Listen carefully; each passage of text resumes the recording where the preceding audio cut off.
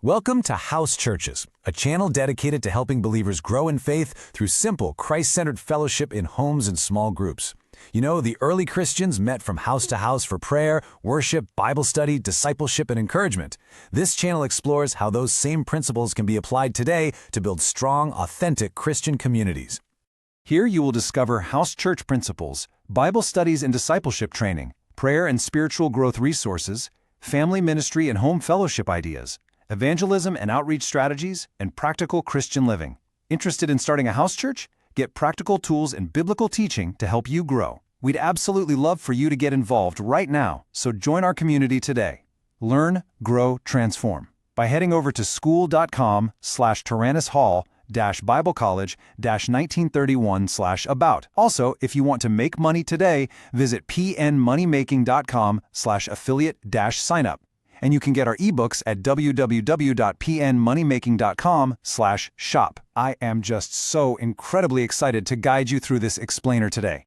So, how are we going to break all of this down? Well, think of today's explainer as an architectural blueprint for community. We're going to build this house right from the ground up. We'll start with the historical roots, decode all that decentralized church terminology, and look at faith under fire.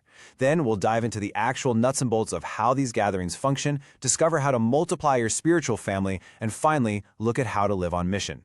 All right, let's jump straight into Section 1, Roots of the House Church, the Historical Foundation.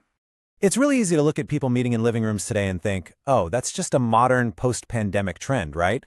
But actually, what we're looking at is the most resilient original blueprint of the early Christian faith. It's not a new invention at all. Case in point, the world's oldest known Christian church wasn't some massive, ornate cathedral. Nope, it was located in a converted house in Dura Europos, Syria, dating all the way back to 232 AD.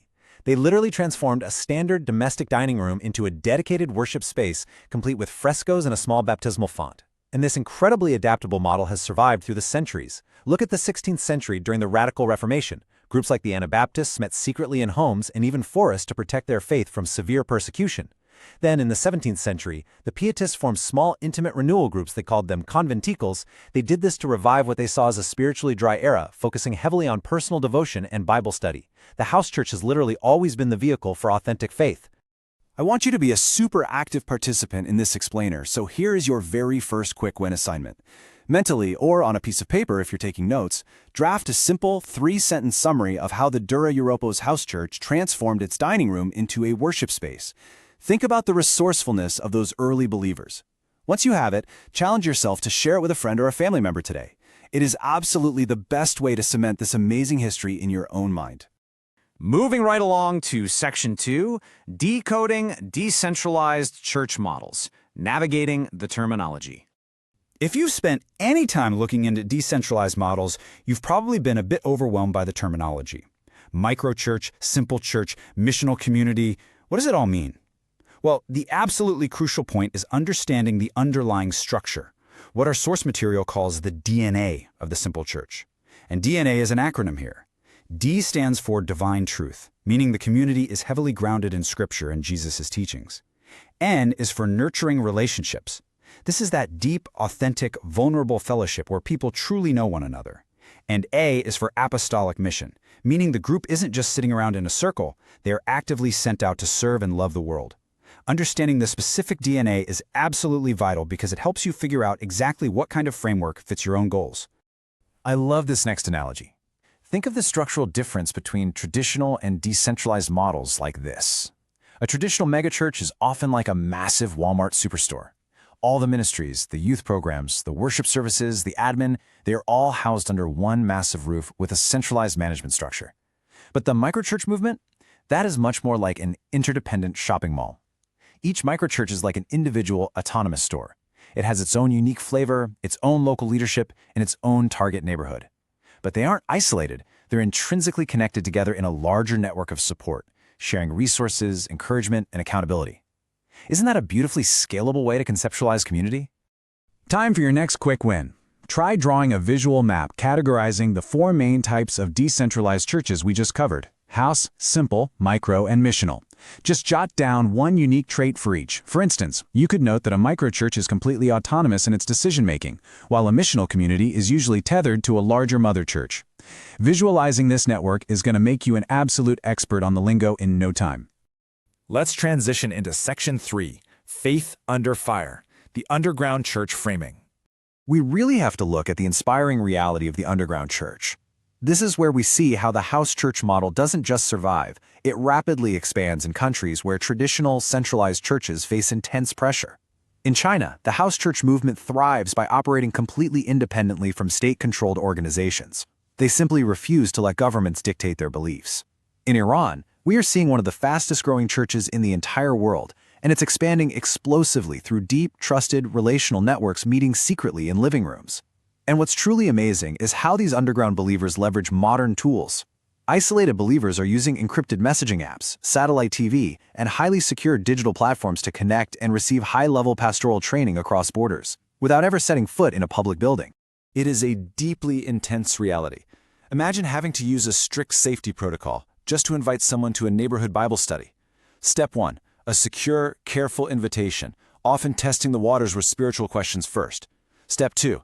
A thorough relational vetting process that can take weeks or even months to ensure the new person isn't an informant. And finally, Step 3. The secret gathering itself, where believers might literally have to sing in whispers. It really puts our freedom into perspective, doesn't it? It shows the sheer power and resilience of meeting in homes. Speaking of connection and training, if you are feeling inspired to build something like this, we want to help. Join our community today. Learn, grow, transform. Visit school.com/Tyrannus-Hall-Bible-College-1931/about. And hey, if you're looking to make money today, check out pnmoneymaking.com/affiliate-signup. Plus, you can grab all our incredible ebooks at www.pnmoneymaking.com/shop. These resources are designed specifically to help you on your journey. All right, let's dive into Section 4, how house churches actually work, the nuts and bolts. We've talked about the history and the persecution, but what does it actually look like when everyday people do church in their living room on a Tuesday night? Let's look at a practical mock 90-minute schedule. It typically starts with a 20-minute shared meal where absolutely everyone is involved, breaking bread together, just like the early church did. Then, you might move into 20 minutes of life updates and sharing testimonies, guided by one facilitator. The core of the gathering is a 30-minute Bible discussion led by a completely different person, and it wraps up with 20 minutes of conversational prayer led by yet another person. The crucial takeaway here is that it's centered on open, interactive discussion rather than a one-way sermon. Everyone has a voice at the table. Now, to make that kind of dynamic schedule work, healthy house churches operate by a few key rules. First, they operate with zero overhead costs. Think about the tremendous financial freedom there. Because there's no commercial mortgage or staff salaries to pay, tithes and offerings can go directly to local needs and global missions. Second, they are leader-full, meaning leadership is deeply shared. Instead of one solo pastor carrying the entire burden, the joy of ministry is distributed. And finally, because these settings are so intimate, they have to establish polite boundaries to manage dominating personalities. You want to make sure every single person gets a chance to use their unique gifts. Which brings us to Section 5, multiplying your spiritual family, growing by multiplying. This is a massive paradigm shift. How do simple churches reach more people without ever needing to buy a bigger building? Traditional, centralized churches often grow like elephants.